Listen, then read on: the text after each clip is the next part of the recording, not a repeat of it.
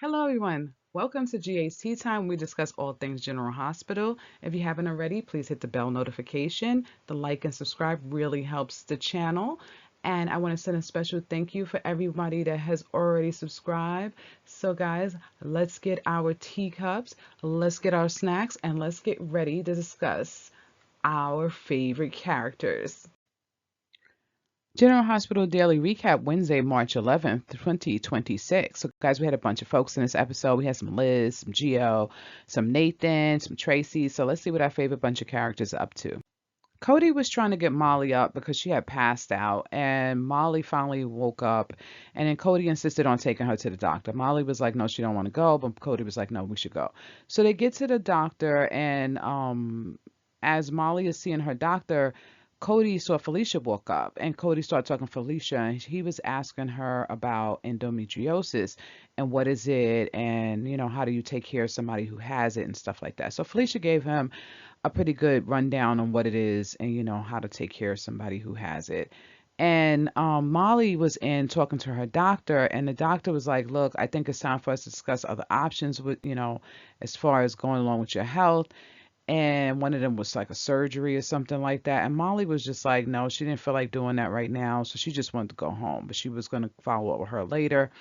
So Molly left. Cody was like, he wanted to take her back to his house. He said he was going to do some make her feel better stuff. And Molly was like, no, she just wanted to go home. I feel bad for Molly because she's having to deal with this issue. She's probably not going to be able to have kids on her own. She's dealing with the pain. So we'll see what happens with this. Liz was on the phone with Rick for 3 seconds, and Rick was trying to get another date with Liz, and Liz was like, "I'll let you know," right? So as she goes into the treatment room to treat her patient, she realized the patient is Dante.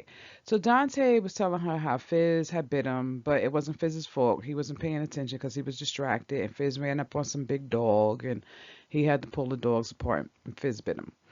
Liz said, I'll keep your secret. But then they got into the conversation why Dante was distracted. He was talking about Nathan and Lulu.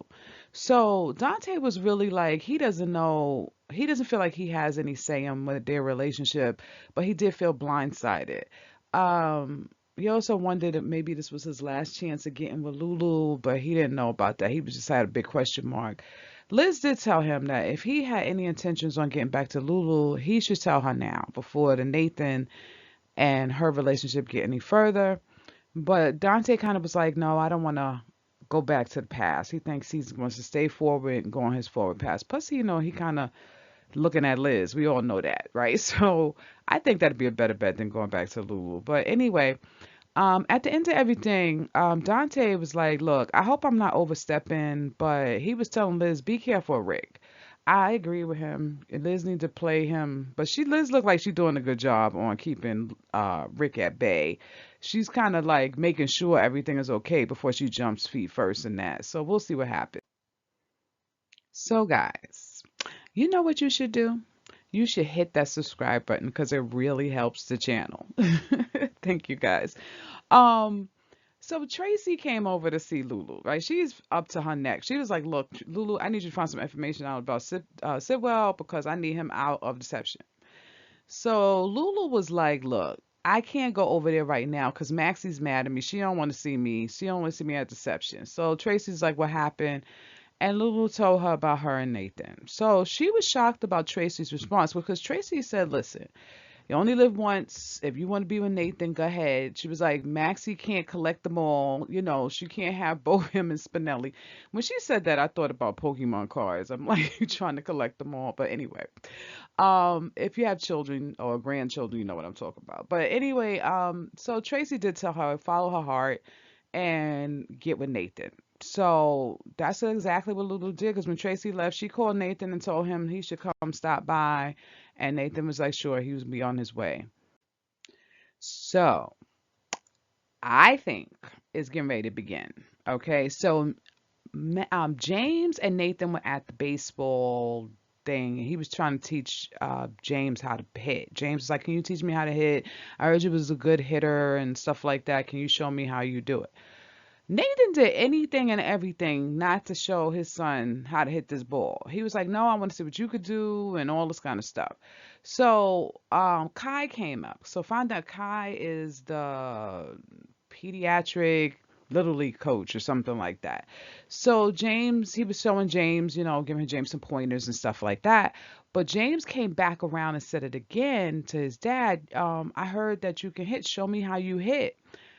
Nathan took that bat and could not hit anything. Now, this breaks, I know it's a minor detail, but it does beg the difference to find out what is going on. Why can't he hit this ball now? Like, right. So I'm sure this is just the beginning. We're gonna start seeing little tweaks here and there. I still say, even if Nathan didn't want to be with Maxie. He never went to go visit Maxie at that hospital.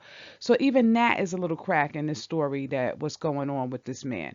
Either he just totally doesn't remember everything but he said he remembers stuff. He just don't remember the last 7 years. But why doesn't he remember his past? But anyway, all right.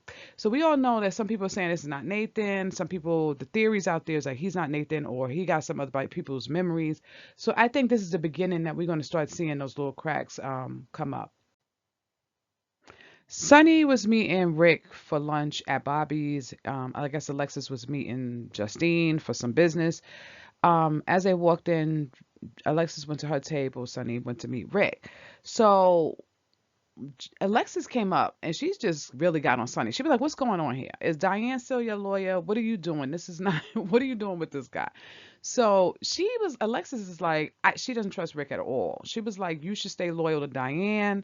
And Sunny was like, basically, he wants Rick to handle his illegal affairs or alleged illegal affairs. So Alexis was telling Sonny, he's going to betray you. You need to leave this dude alone. You know how Rick is. Rick swears up and down he's not going to betray Sonny. He's like, he's here for his brother because after he had that cult retreat, which we know is really Alexis and them locking him down in her basement, that he needs family around. He realizes he needs his family. He needs his kids. I mean, he needs Molly and Sonny and their kid and his kids. And Sonny believes him. He's like, I see, I hope this is going to work out right. They do share daughters are siblings. And they kind of left it at that. So Sonny's going to believe Rick for now. But I hope that Rick does not turn on Sonny. I really do. I do like this dynamic of these two being together. I feel like the storyline can go far, but I don't know. That was two warnings. Dante warning Liz and Alexis warning Sonny. So maybe Rick got something up his sleeve. Um, Justine came in to meet with Alexis, but she had a flashback of her and Sonny's get together, they little rendezvous. But Sonny was telling Rick, I'm gonna take your advice about Justine and leave her alone. Right? I think that's it for that. You know that Sonny ain't gonna leave Justine alone. We know what's going on. So we'll see what happens with this storyline, but I'm sure Justine and Sonny gonna be hooking up sometime soon. I do enjoy Emma and Gio together. I like that they have, a nice, sweet storyline. But Emma was in there trying to learn how to play the guitar. She sounded terrible. And Gio heard her and he was just like, "What are you doing?" So Emma's convinced she's gonna fail all her classes. So taking up this guitar is probably the best bet for her. And Gio was like, "You know what, let me give you a few lessons so at least you'll sound a little better." So he did give her a few lessons and she got a little bit better. At least it was you could listen to it. So I guess he'll continue with the lessons. Maybe Emma will get better. I'm hoping, it's just, you know how it is. They got the sweet before the storm. So I hope they don't bring in some ratchet girl for, try to break them up or some ratchet dude to try to break them up. You know how things go. But anyway, at the end of that, Gio and Emma started kissing, and that's how it ended. So they ended on a sweet note. So, guys, what was your favorite part of this episode? I think my favorite part was Dante and Liz. I do like the dynamic with them. I do want to see where this goes. What was your least favorite part? What did you not like to see? So let me know that down in the comment section. And don't forget to hit that bell notification and then like and subscribe because it really helps the channel. And thank you guys again for joining us at GHT time. Till next time, bye.